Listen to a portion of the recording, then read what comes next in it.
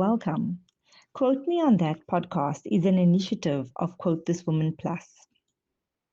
Quote This Woman Plus, also referred to as QW Plus, is a gender justice organization that links women plus experts to the media. Quote Me on That introduces our women plus experts to the world. Today's guest is a powerhouse in the world of gender justice, climate action, and community organizing. Welcome, Dorah Marema. Thank you. Thank you so much, Renee. It's a huge pleasure for me to be one of your guests. Thank you so much.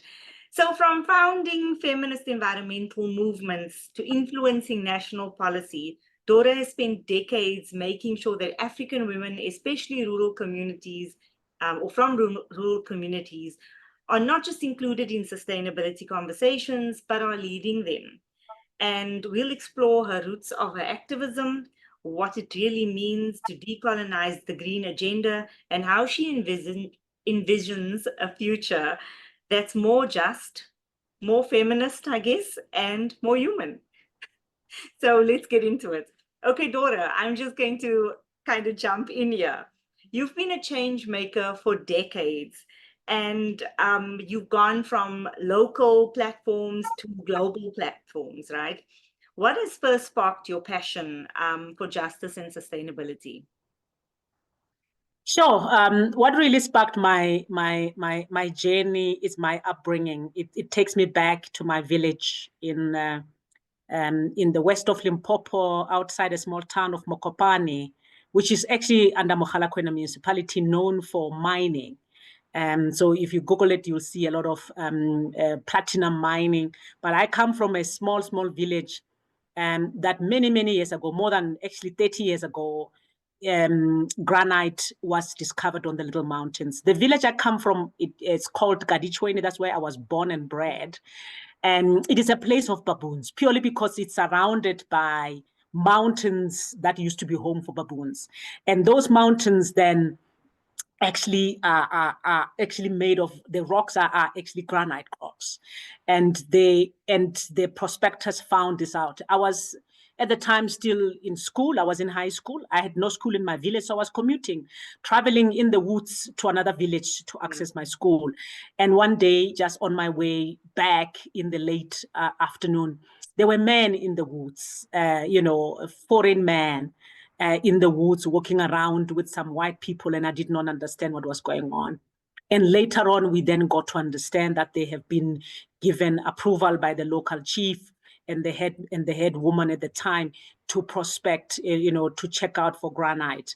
And that was the beginning. And the years that followed, I was finishing my matric off, and my community was already been ravaged. We had young people who died because of the explosive that they picked up while playing in the woods, and they played with it, played it in the fire, and one young man's arm was amputated.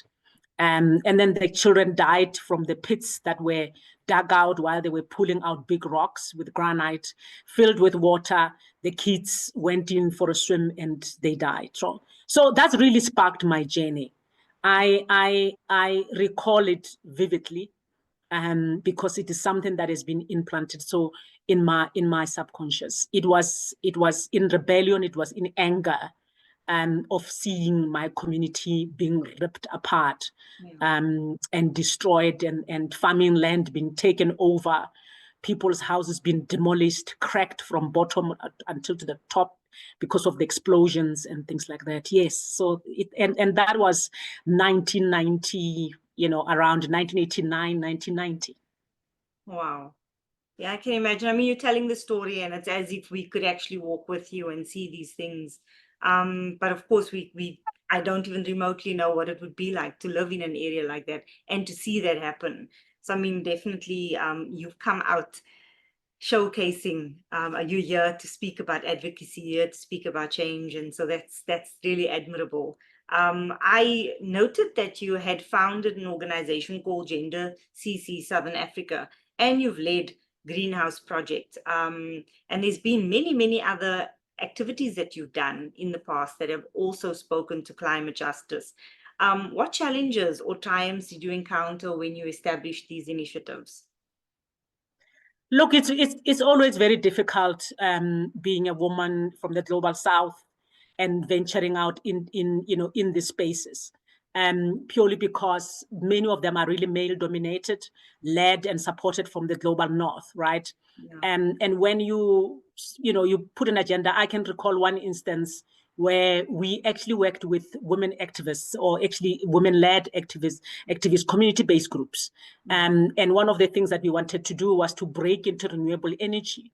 And the one thing that I've been passionate about is for women to not be relegated to users of renewable energy, but to actually be on the forefront of developing these technologies, harnessing the wind, harnessing the sun, in the production line.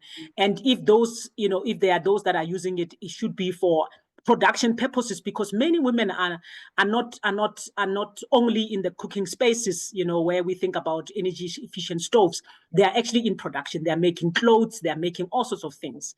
And I wanted that. So I started a project. It was supported by one of the global north countries. And part of it, I then introduced entrepreneurship.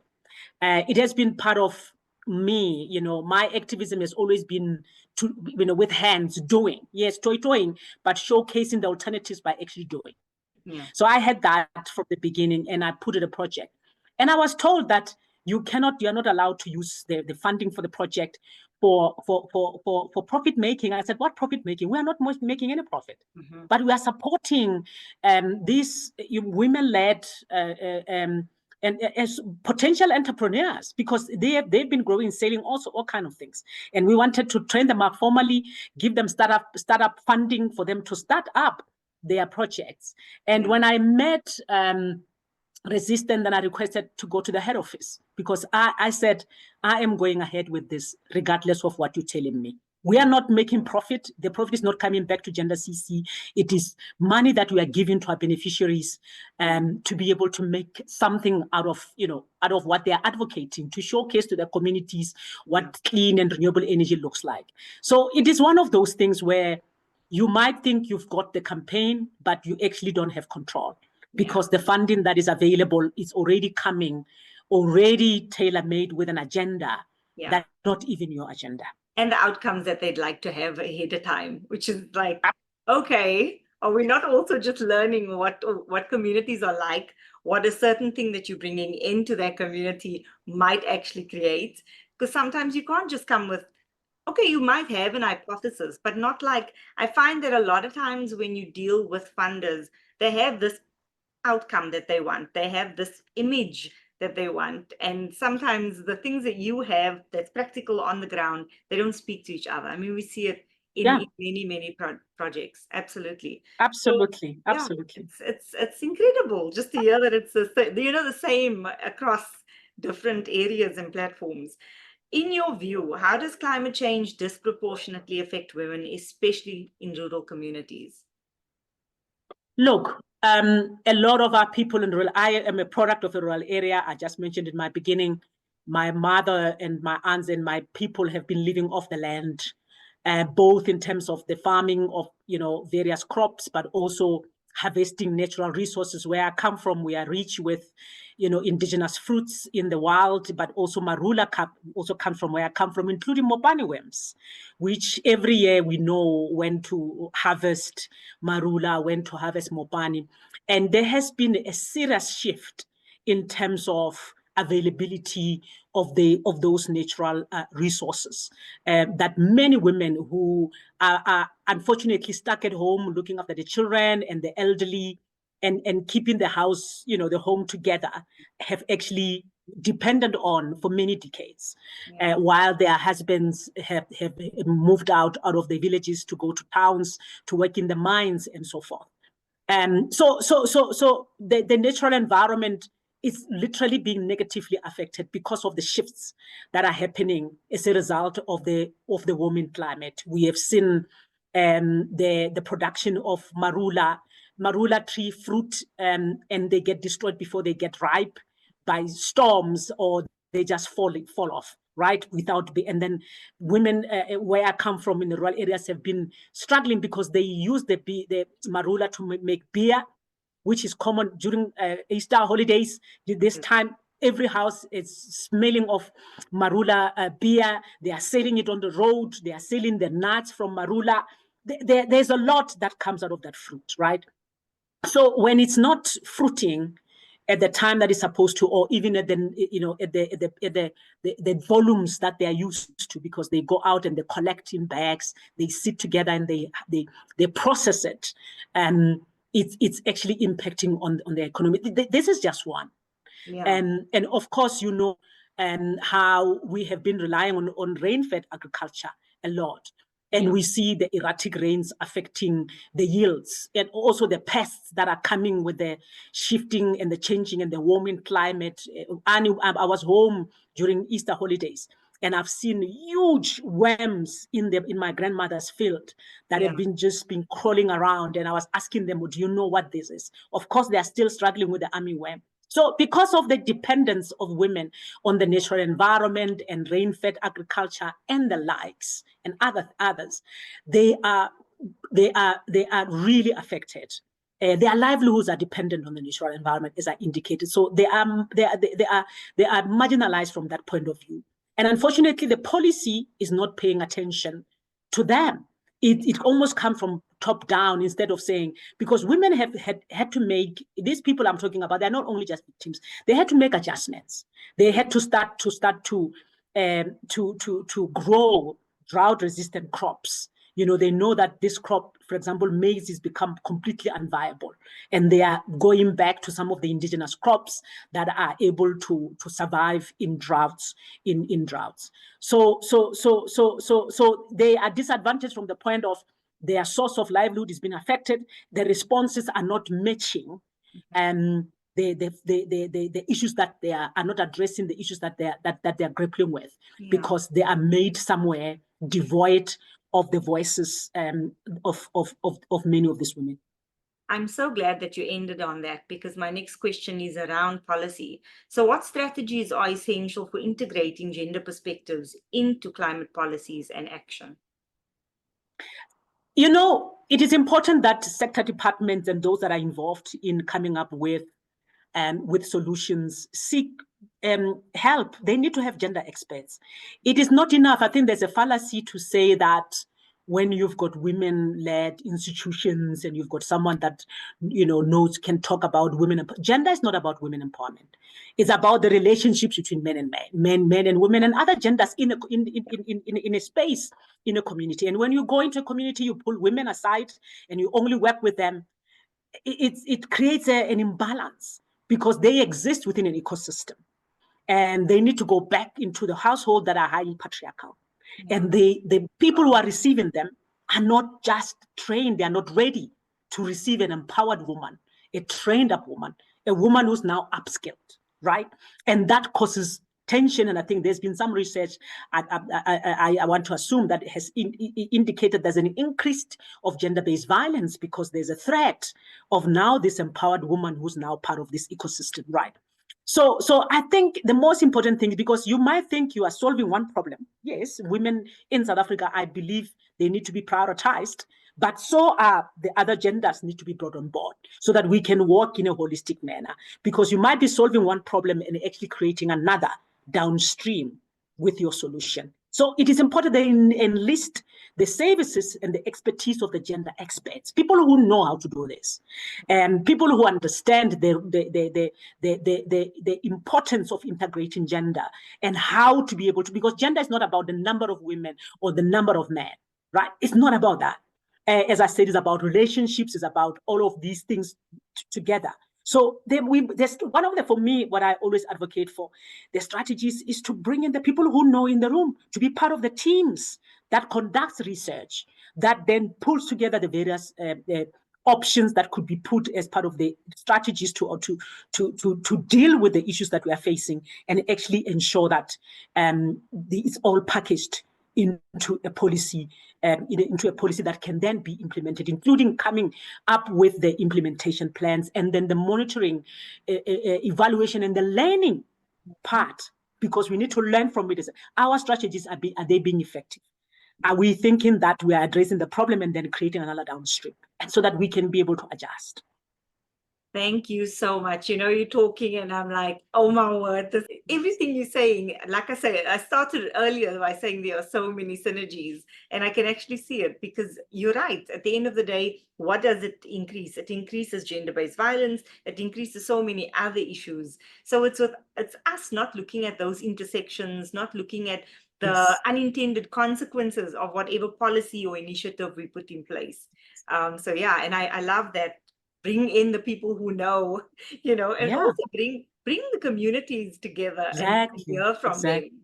And I think a lot of times funders don't look at that, or even municipalities or governments or whatever, you know, there's certain people that are looked at, but not everyone's voice. So thank you so much for that. Looking back at what achievements you're most proud of and what lessons you have learned, would you share those with us, please? You know, when I look back, I think the thing that I take refuge in terms of the work, because I always said the work that we've been doing as activists in those, it's like a thankless job.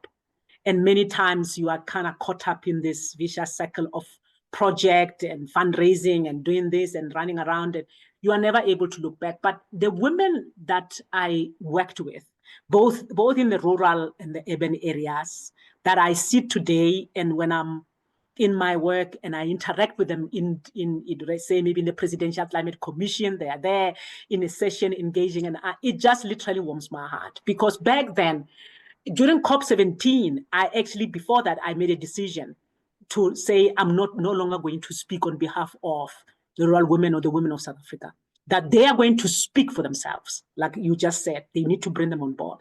And I decided that if there's any international conference, whatever, these women must be there in the boardrooms and actually speak for themselves. For some of them, it was the first time, you know, being in an aeroplane, starting in Durban, but they felt the next one was in Qatar. They attended until today. I'm talking about, I was in Azerbaijan in December, and I walk in the corridor and I hear the people call my name, because there's a certain way that they call me. I was Dorah or Mamdi or whatever. I look at that and I just like, wow, if there was one thing that I could have done, what is to open up a door, and, you know, to open up a door and to be that, you know, that bridge, you know, between, you know, the people who are actually are on the front line, and the bigger systematic, you know, system, and the big system, be the climate change regime or whatever, so that they can start to understand this big animal and see how is it that they are able to interact with it. But above all, to connect with other women from the global south, you know, one-on-one, local. I'm a big fan of local to local exchanges, not only around here at home, of course, here, but local to, say, Brazil. You know, the villages in Brazil and the favelas in Brazil and the informal settlement in South Africa, those kind of connections, they are the force that are going to revolutionize the wealth that some of us are becoming tired of. They are building a system, and which I believe it will emerge on a good day. It will start, and I think it's already there.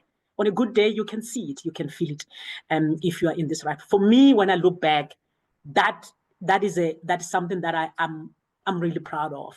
And I meet this, of course, now I look like I'm on the other side, because I'm actually now in local government, and I look at them and I'm marvel. And you hear my colleagues say, you seem to know everyone here.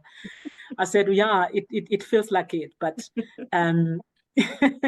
these are the people that had an opportunity, and it makes me realize that you only need one person to believe in you, to be able to break forth. One person to say, I believe in you, I know that you can do it, and then they actually open a door.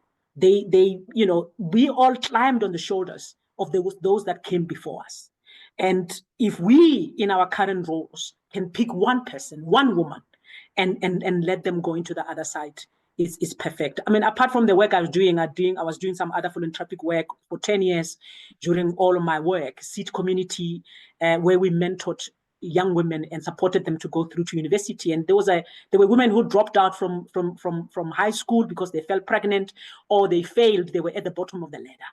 And by the time I ended in 2020, I think we had gone through over 100 and something girls. And just 2 weeks ago, I received an email, a message on WhatsApp that without a name, right? So it's just saying, Mom Dorah, and I know who would call me mom. The ones who call me mom are the girls from the seed community. We call them seed girls. And she's 30 years. She's celebrating a 30th. And she's reminding me of the time we celebrated her first birthday in 2016. And she had lost all her family members. She was the only one alive. She was not even 20. And she believed that she would never make it because everybody has died in front of her. And she was living in guilt. And she was depressed. But through the work that we were doing, she was able to get a lifeline. And she's now in corporate South Africa working in Benoni somewhere. And she was celebrating a 30th, not even 20th, 30th. Yeah. And she said she's looking back with such pride, knowing that she met us. Because that particular day, when we celebrated, the girls and I and others celebrated a birthday, it was actually a turning point for her life. So for me, the legacy I'm proud of is the people, is the young women, is the older women who found their voice, because we all have it. It's not in some of us, it is in all of us, right? It just needs to be acknowledged, nurtured, supported, and strengthened so that it can be out there where it belongs. Oh my word. I feel like the last thing I should be saying is quote me on that. That's absolutely amazing. That is really a beautiful legacy, and well done. And I know that you will continue. Doesn't matter where you are and what you're doing. I suppose on that note, what is your vision for the next generation of activists and leaders in the fight for justice and sustainability? That is our ending note. Yeah, the vision I have is that the world needs each one of you, each one of us, each one of you. In your space, in your small sphere of influence, you have a voice that you can be able to utilize. You are an expert in your own locale, in your own area. You do not need to know many million things. You are an expert, whether be it in indigenous language or in health or in brewing marula, and you can make a difference wherever you are. It starts there, and the world is noticing. Right. And I think that for me is one of the biggest things, is to know that when we look at the challenges we're facing, at the geopolitical tensions that are existing, the activists are the ones that are going to make a difference, because they are the ones that count. They are the ones that can define what the future should look like with boldness and courage, and literally lead us. Connecting the local to the local, wherever they are, connecting with others. And as they are busy connecting with each other, I said in just a while ago that they are building a system. They're building a new world order, parallel to the old one. We can see that what we are seeing now is the symptoms of a dying old system. And as activists, they are building a system which is going to overthrow the other system that has been the dominant, that has been extractive, that has been patriarchal, more of the same, taking away from the rest of us and not giving anything back. But this, where the activists are, it's a new world order. It's a new world order. In fact, what we're seeing is the remnants of this system that has been challenged by those that came before us, the other activists that are probably no longer here. Some died, were killed, some just got tired, some got sick. I can count so many of my friends and many others that are no longer here today. But we are continuing to build on their legacy.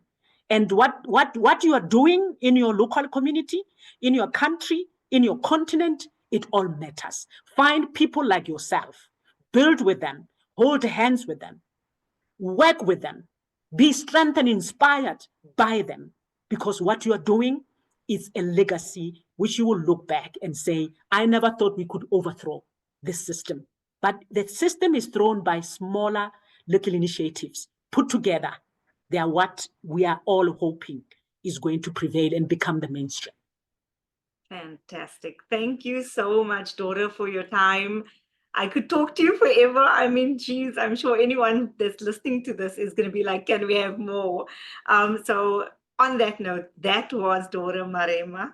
Thank you so much, reminding us about the fight for climate justice, and that it's also a fight for dignity, equity, and voice, and that we all have a voice. We need to step into that light and use it. If this episode has sparked something in you, then please share it with a friend. Tag us online. Keep the conversation going. We rise when we root ourselves in community. And until next time, stay bold, stay courageous, and stay connected. Thank you so much, Dorah, for your time. It's been an absolute pleasure. Thank you so much. I enjoyed myself so much. I was in my comfort zone. Absolutely. I was home. Thank you very Feels much. very familiar. Thank you. Thank you, Renee.